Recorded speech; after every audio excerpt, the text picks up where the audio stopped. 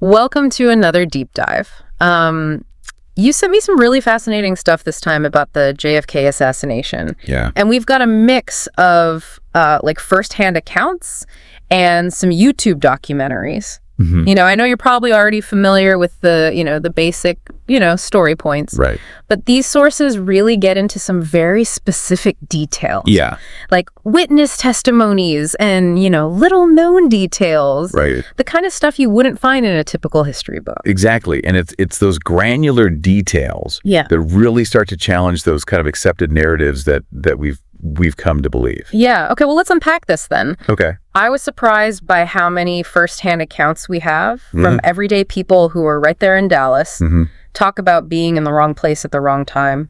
Absolutely. And a lot of those accounts directly contradict the official narrative. Yeah. Particularly when it comes to the direction of the fatal headshot. Okay. A lot of witnesses describe it as coming from the front, not from the Texas School Book Depository behind the motorcade. Like Bill Newman. Exactly. He was standing just feet from the limo. Yeah. And he said he felt the shots coming from over their heads. Right. That would put the shooter somewhere in that grassy knoll area. Potentially, yeah. And then you have Cheryl McKinnon. Oh, right. Yeah, she was actually on the grassy knoll. She claims to have seen puffs of smoke coming from that direction as well. And then there's Lee Bowers in the railroad tower. Yeah. He was overseeing the plaza, and he said he saw two men in a commotion by that stockade fence. Right before the shots rang out? Yeah. So even if we take these accounts individually, they present a challenge to the lone gunman theory. Yeah. But when you start to consider them together, Collectively. it feels like something's not right. Doesn't add up. Yeah. And then we got Skinny Holland. Right. He seems like a pretty key witness here. He does. He not only described seeing smoke near the fence after a different sounding shot, but he found footprints, cigarette butts, and even mud on a car bumper. In that same spot. Wow. And we can connect that to the Mary Mormon photo. Yes. Taken moments after. Right. If you look closely at that photo, there's an unusual shape that lines up with exactly where Holland described seeing that smoke. It's really chilling when you start to put those pieces together. Yeah. So we can't talk about the assassination without talking about the Zapruder film. Of course not. It's been analyzed endlessly. Frame 313. Yeah. That's the one with the graphic head explosion. Yes, and that's the strange thing. Yeah. The Warren report, which was the official investigation, doesn't even mention it. Huh.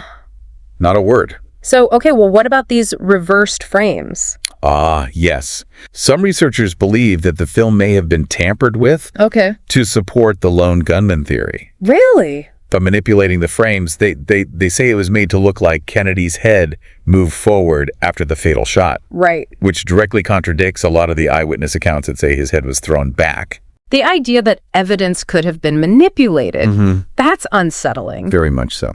It begs the question, if someone went to those lengths to control the narrative, right, what else might they have altered or concealed? It's a very valid question. Well, let's move on then from there and talk about this magic bullet. Okay. Which was, a cornerstone of the Warren Commission's single bullet theory. Yeah, so the single bullet theory. This is the one that supposedly caused all the wounds in JFK and Governor Conley. That's right. And what's so remarkable is just the sheer improbability of this theory. Yeah. This bullet supposedly broke bones, went through multiple bodies, and came out nearly pristine. Yeah. I mean, that level of preservation seems highly unlikely. Especially when you consider, what bullets typically, how much damage they sustain when they pass through things. Exactly. Like, in several of the sources I reviewed, they actually presented experiments showing the damage that bullets sustain. When they pass through various materials, it doesn't match up. Doesn't match up at all. The condition of the bullet itself really starts to become a piece of evidence that challenges the very narrative that it's supposed to support. Okay, so we've got multiple witness accounts contradicting the official story. Yes. We've got a magic bullet that seems to defy the laws of physics. Yeah. This is starting to feel like a very complicated puzzle. And we've only just started to put the pieces together. And then there's this recording from a motorcycle policeman. Oh, yes. It accidentally captured what many believe to be the gunshots. It caused quite a stir. And James Barger, Yay. A well-respected expert in acoustics analysis, examined the recording and even recreated the sounds in Dealey Plaza. He did. And his conclusion was that a shot with high probability did come from the grassy knoll. It did. But didn't the National Academy of Sciences dispute that finding? They did, yeah. And it's true. Every piece of evidence we look at, it seems like, is shrouded in controversy. Yeah, there's a lot back and forth with a lot of the evidence. Yeah, well, there's also another layer here to this audio evidence that we need to consider. Okay. And it's Thompson's book that highlights this. Yes. It alleges that the evidence used to refute that original motorcycle recording, right, specifically Channel 2, was actually tampered with. Wow. So are you saying that someone may have intentionally manipulated those recordings? Potentially, yeah. To discredit that grassy knoll theory? To discredit the grassy knoll theory, and it really is a very significant claim. It would mean that the manipulation goes way beyond just the Zapruder film. Exactly. So what do you make of that? Well, it is a troubling possibility, but it definitely raises more questions about who might have been involved in shaping the narrative of this assassination. So we've got potentially manipulated audio recordings, adding fuel to this grassy knoll theory. What else should we consider? Well, let's look at some of the physical evidence. Okay. Specifically the debris pattern, the blood, bone, and brain matter, and the way it was distributed points to shots from different directions. Now, hold on. Break that down for me. What do you mean different directions? Okay, so think about the motorcycle officers that were escorting the presidential limo. Okay. Those on the left side of the motorcade were heavily hit with debris. Okay. While those on the right were practically clean. Yeah. Now, how could that be possible if the shot came from behind, as the official story claims? That's a really good point. Right. You would think that if the debris was coming from behind, it would be more concentrated in one area. Exactly. Okay, well then there's Agent Clint Hill. Yes. Who jumped onto the limo after that fatal shot. He was covered in debris. He was. Which suggests a shot from the front. Right. And he remembers the headshot sounding different from the earlier shots. Different sound, completely. So we're seeing a pattern emerge here. Yeah. Multiple pieces of evidence that contradict this lone gunman narrative. It's hard to ignore. So what are we to make of all this? Well, the evidence taken collectively really paints a very different picture than the official account. Okay. And it really begs the question. Yeah. If there was a second shooter on the grassy knoll, as this evidence suggests, how did they escape? Right, because that whole area would have been swarming with people. Absolutely, and that's where Thompson's theory comes into play. Okay. He argues that the grassy knoll shooter was prepped for a very quick getaway. He suggests that there was a car parked nearby. Oh, wow. Maybe even with the trunk open. Okay. Ready for a fast disposal of the rifle. Okay. Is there anything to back up that theory? Well, there are a couple of leads. Okay. First, we have the account of Officer Joe Smith. Okay. Who encountered a suspicious man in that area, flashing what looked like fake Secret Service credentials. Wow. Now, could this be our elusive shooter? That would be quite a story, posing as a Secret Service agent. Yeah. That would make it so much easier to blend in. Exactly. And avoid suspicion. Absolutely. Okay, well then there's also the fact that the police cordon around the parking lot was lifted shortly after Oswald's arrest. It was. So any vehicle could have left unnoticed. At that point. So if there was a getaway car waiting, that would have been the perfect opportunity. Absolutely, and all the chaos. But wouldn't somebody have noticed a car speeding away? It's not as implausible as it sounds. Okay. Because in the immediate aftermath of the assassination, everybody was focused on the president and the tragedy unfolding. Yeah. A car leaving the area wouldn't have attracted much attention. So you're right. Right. It's easy to imagine how a pre-planned escape could have worked. In the confusion of that day.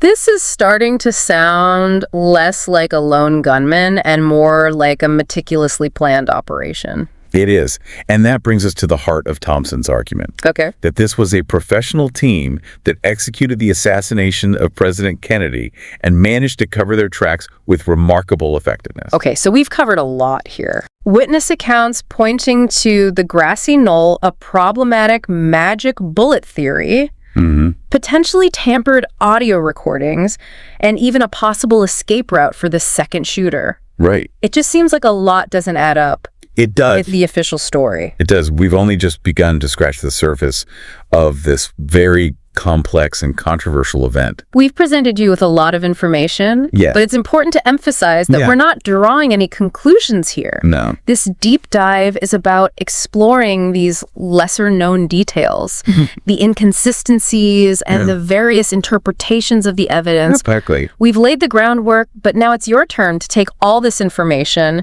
weigh the evidence, and form your own opinions about what happened that day. That's right. So before we move on to the next part of this deep dive, take a moment to reflect on what stands out to you from all the information we've discussed. What piques your curiosity? What aspects of this event do you find most compelling? Because we'll be back in the next part. Okay. To delve deeper into some of the other key figures involved in this case, like Jack Ruby. Okay. And explore alternative theories beyond the grassy knoll shooter. Okay. But until then, keep those thinking caps on. Sounds good. So we just finished talking about all this evidence that points to this potential second shooter. Yeah. Now I'm really curious about Jack Ruby. He seems like such a wild card in all this. He's an intriguing character. Yeah. To say the least. Like a Dallas nightclub owner with connections to both organized crime and law enforcement. Right. So he's like associating with some shady characters, but also being friendly with the police. Yeah, it's quite the contradiction. What do you make of that? It definitely raises questions about his motives for shooting Oswald. Right. Especially when you consider all the various explanations he gave. Yeah. Initially, he claimed it was an act of patriotism, to spare Jackie Kennedy the ordeal of a trial. Seems a little too convenient. Do you think there's any credibility to that claim? It's hard to say. Even Ruby's own attorney cast doubt on the patriotism angle, stating that Ruby believed he would be hailed as a hero for killing Oswald. Wow. So was he a lone wolf seeking notoriety? Or was he part of a larger conspiracy? It's a puzzle within a puzzle. It really is, and unfortunately we'll never know for sure. No. He died of cancer before that retrial could take place. So he took all his secrets with him. Unfortunately. It's frustrating that so many key figures in this case I know. ended up dead. Yeah. Under mysterious circumstances. It adds another layer of intrigue to this whole thing. It really does, and it makes you wonder about the involvement of other powerful entities that might have been trying to silence those who knew too much. It does. Speaking of powerful entities, the sources that you sent over mentioned that the FBI and CIA weren't exactly forthcoming with information during that Warren Commission investigation. No, they weren't.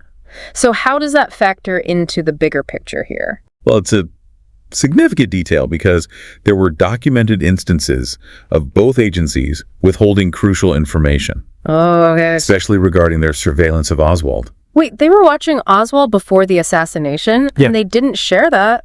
Apparently not. With the Warren Commission? Why? Well, there are a few potential explanations, but none of them are particularly reassuring. Okay. Some speculate it was an attempt to protect their reputations, to avoid revealing their methods. Okay. Or even to cover up potential intelligence failures. So maybe they were more concerned with saving face? Potentially, yeah. Than uncovering the truth?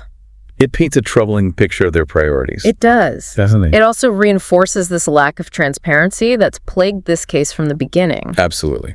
Now, there's also been the suggestion that the Warren Commission itself suppressed evidence. Right. Is there any validity to those claims? Well, there's no denying that Chief Justice Warren made some decisions that have drawn criticism over the years. Well, he restricted access to the autopsy photos. Okay. And limited the scope of certain investigations. Okay. Notably, Oswald's trip to Mexico City. So what do you think was behind those decisions?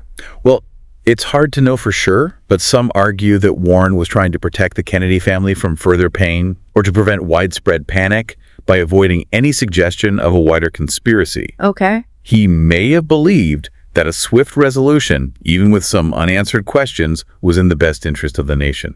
But wouldn't withholding information ultimately create more suspicion? And fuel those conspiracy theories? It certainly has had that effect. Yeah. By limiting the scope of the investigation and keeping certain details under wraps, the Warren Commission inadvertently created fertile ground for speculation and distrust. So this is a classic example of how those well-intentioned actions can backfire. Absolutely. Leading to all these unintended consequences. It's true, this case is riddled with those kinds of paradoxes. It seems like every attempt to clarify things just deepens the mystery. I'm starting to feel like I'm in one of those spy movies where nothing is as it seems. Yeah. Yeah. There are definitely elements of intrigue and espionage in this story. Right. Don't forget Oswald's defection to the Soviet Union, his alleged communist sympathies, and that mysterious trip to Mexico City just weeks before the assassination. Right. Those details are crucial. They are.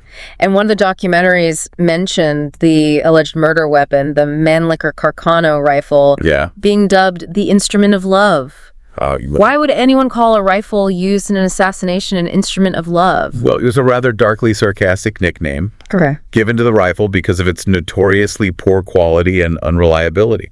So are you telling me that this supposedly skilled assassin used a cheap, unreliable rifle to take out the President of the United States? It's one of the many incongruities that have fueled doubt about Oswald's capabilities as a marksman. How could someone with such a shoddy weapon pull off a shot like that? It's a good question. And then there's that infamous single bullet theory. Right.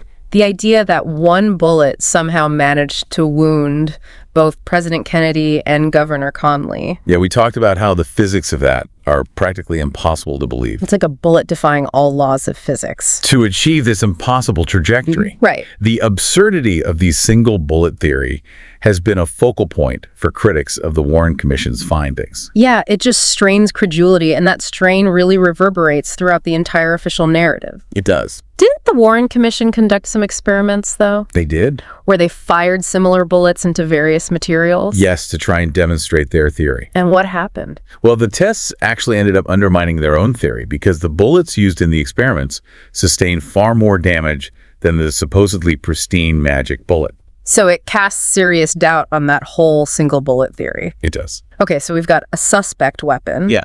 A questionable shooter. A ballistics theory that defies logic, and government agencies withholding information. This is starting to feel less like a lone gunman and more like, I don't even know what. It's a labyrinth of contradictions and unanswered questions. And to add to the strangeness, some of these sources mention that President Kennedy's brain went missing. Oh, yes. How was that even possible? It's a truly bizarre detail. The brain, which was a crucial piece of evidence, disappeared from the National Archives and has never been found. A missing brain. A missing brain. What are we supposed to make of that? It's hard to say for certain, but some speculate it was stolen to cover up evidence of a second shooter. Okay. Because the bullet's trajectory through the brain could have revealed more about the direction of the fatal shot. Right. Potentially contradicting the lone gunman theory. It's like something out of a horror movie. It is? You know, a vital piece of evidence just vanishing into thin air. It certainly adds another layer of mystery to this already perplexing case. It's no wonder that this assassination has become such fertile ground for all these conspiracy theories. Right. With so much uncertainty and missing information. It's natural for people to fill in the blanks with their own interpretations. It's the nature of human curiosity. Yeah. We seek explanations. We strive to make sense of these seemingly chaotic events. Right. And in a case as complex and controversial as this one, those explanations often take on a life of their own. Okay, but before we venture further down that path, I think it's important to acknowledge those who have dedicated years, even decades, to uncovering the truth about this assassination. Right. What do you think drives them? Yeah, you're talking about the researchers and investigators who refuse to let this case fade into obscurity. Right, they're like poring over documents, analyzing evidence, conducting their own investigations. Often at their own expense. Yeah, they're like modern-day detectives, tirelessly pursuing leads, driven by this passion for justice and a commitment to revealing the truth. Absolutely. And it's their dedication, their refusal to accept those easy answers that really keeps this conversation alive. So as we prepare to move on to the final part of this deep dive, where we'll explore those alternative theories and the possibility of a conspiracy, let's take a moment to acknowledge those who have kept that flame of inquiry burning. Yeah, they embody the spirit of critical thinking. Yeah. That essential tool in a world awash in misinformation and half-truths. Their work is a testament to that enduring power of curiosity and the relentless pursuit of truth. Okay, so we've spent the last two parts going through a ton of evidence about the JFK assassination. We have. And honestly, the more we uncover, the murkier things get. It's what makes this case so fascinating. It really is. It's a puzzle with missing pieces, a historical enigma that refuses to be neatly solved. So let's talk about some of these alternative theories that these sources bring up. We've talked about the idea of a second shooter on the grassy knoll. Right. But I'm curious to explore some of the other possibilities. Where should we start? Well, I think the second shooter theory is a good springboard because we've talked about the witness accounts, the acoustics analysis, the debris pattern, all of those pieces that really challenge the official narrative. And that chilling photo from Mary Mormon. Yeah. The one with that unusual shape that seems to line up with where witnesses saw smoke. Yeah, that image, while open to interpretation, has become a symbol of the second gunman theory for a lot of researchers. It makes it more tangible when you see it. It does. But if we're going with this idea of a second shooter, then the question becomes, Right. who were they working for? Yeah, who had the motive and the means to orchestrate such a complex assassination? So that's where these theories really diverge. Some point to organized crime, citing RFK's crackdown on the mafia as a potential motive. Yeah, others suggest disgruntled elements within the CIA Okay. or even anti-Castro Cuban exiles. Okay, so let's break those down. All right. What about the mafia theory? Is there anything concrete that links organized crime to this? There's no irrefutable proof, but there are some curious connections. Yeah. Jack Ruby, as we talked about, had ties to organized crime figures. And there's that persistent rumor that the mafia put a hit out on JFK Right. after he failed to deliver on promises that he allegedly made during his campaign. That's right. Several researchers have explored that theory. So the idea is that the mob felt betrayed when JFK turned on them once he got in office. They saw it as a double cross, and they sought revenge. It's a storyline right out of a crime novel. Yeah, classic tale of betrayal and retribution. But is there any evidence to support that claim that JFK made deals with the mafia? Wow, that's a point of contention. Some historians argue that Joe Kennedy's alleged dealings with the mob are more fiction than fact. So while the mafia theory is interesting, the evidence is largely circumstantial. Yeah. Let's move on to the CIA. All right. What would their motive be?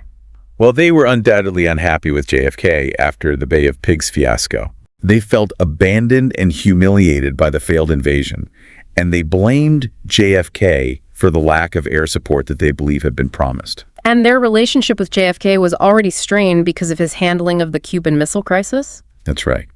JFK's decision to negotiate with Khrushchev rather than pursuing a more aggressive approach really angered certain factions within the CIA. So some within the CIA might have seen JFK as weak, indecisive, even a threat to national security. That's the essence of the theory. They believed a more hawkish leader was needed to confront the communist threat, someone who wouldn't shy away from military action. But would the CIA really go as far as to assassinate the president?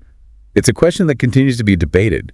The CIA certainly had the means and expertise to carry out such an operation, but proving their involvement has been a challenge for researchers. And remember we talked about how the CIA withheld information from the Warren Commission. Yeah, if they were involved in the assassination, that would certainly explain their reluctance to cooperate. It adds to the suspicion. It does. Surrounding them and their potential role. For sure. Okay, we've talked about the mafia, we've talked about the CIA. Right.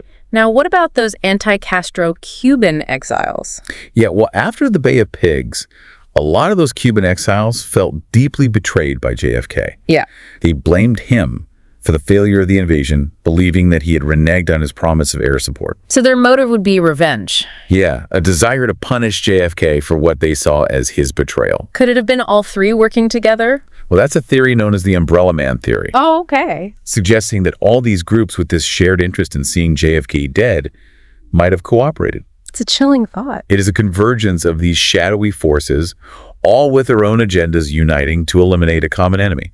All right, so we've explored the mafia, the CIA, the Cuban exiles, and this Umbrella Man theory. Yeah. Are there any other theories that we should be looking at? Well, some researchers have focused on Lee Harvey Oswald himself. Okay. Arguing that his motives were a lot more complex than just those of a disgruntled loner. Okay.